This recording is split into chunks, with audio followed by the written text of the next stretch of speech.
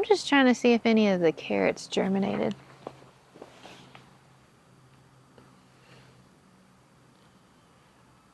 It's not looking promising. It's February 2025, and we are gonna take a look around the farm and see what we got done in January. In the greenhouse in January, I was able to get about 2 40-foot runs of carrots and radishes planted. We did have some stuff die. The celery died, the broccoli died, the cauliflower died. Brussels sprouts are still alive. They don't love heat. So they're kind of getting a little sad. We've got some red lettuces doing well. I multi-sowed these, so they're coming up in clusters, which is fun. And I've got some spinach. That's spinach. Isn't it cute? And, whoa, I almost fell. We've got radishes all along here. And they just start out as these little guys. And then what's really fun is they grow underground and they'll just pop their shoulders up. And you'll see once they get like thick around, you'll know when to pull them, and then we'll have lots of yummy radishes. All of these are seeds from last year that have self-seeded from lettuces that were planted. Like, look at this. Look at all this right here. I don't know what kind of lettuce this is, but it's good. That's not true. It's really bitter. I tried. That was nasty. Oh, man. It's bitter because it's hot in here. That was gross. Okay. I think that's all for the greenhouse, but we did some work on the raised beds, so let's go take a look.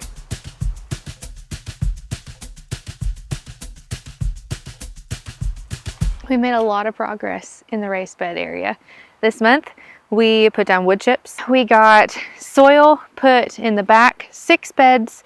We got some elevated beds brought down, and we got onions planted today, which is really exciting. And we're starting to also put the fence up. We put the fence up because last year my entire garden was eaten 4 times. I don't know what ate it. It was probably a deer, maybe a rabbit, but most likely a large animal. I never saw like rabbit poop, but yeah, we needed a fence, like a legitimate fence this year. So that's what we're getting put up around it, and it's exciting. So we got these cool hoop things on top of the beds, and it's basically like our version of a low tunnel. And we're gonna leave these on here, and these are gonna be helpful for putting, we can put frost cloth on them, we can put shade cloth on them. So frost cloth obviously when it's cold, shade cloth when it gets outrageously hot here. And it'll just help us to be able to kind of control the climate in these beds, and it'll be helpful to have them on there. These back 4 beds are going to be onions. I've got yellow onions in these 2 beds, white onions in this bed, and I have red onions in this bed. My goal is to put a cattle panel in between several of these beds. We're south facing, so I have to kind of be strategic about like what's going to shade out other things. And so I want to grow vertically watermelons, pumpkins, and butternut squash. I think that's it for the raised beds, and then now we need to go take a look at the blackberries.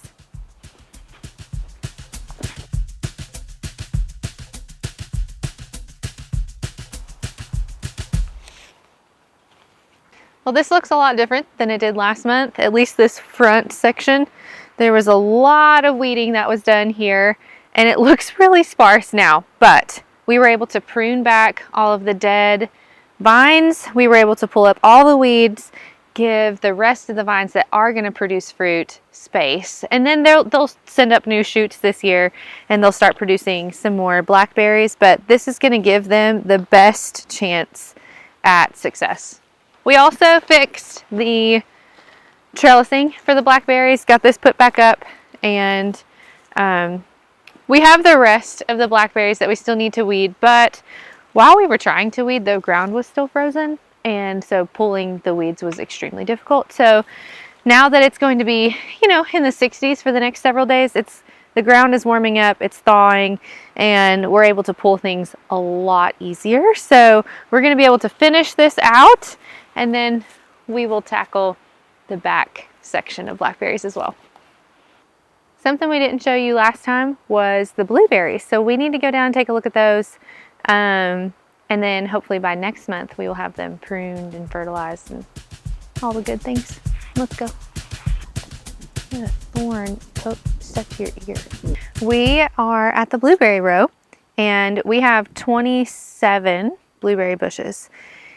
And this is the time of year where it's time to prune, it's time to weed, it's time to fertilize, to get everything ready for the new growing season. And what's super cool is, like with fruit trees, blueberries, their new growth is like this bright red color.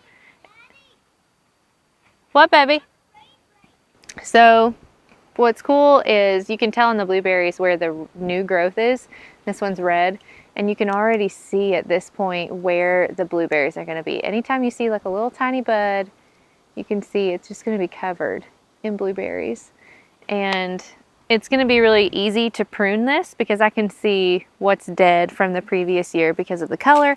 And we'll come through here, we'll add some soil acidifier, which the blueberries like acidic soil, and we'll weed it and we'll get it ready for the new growing season.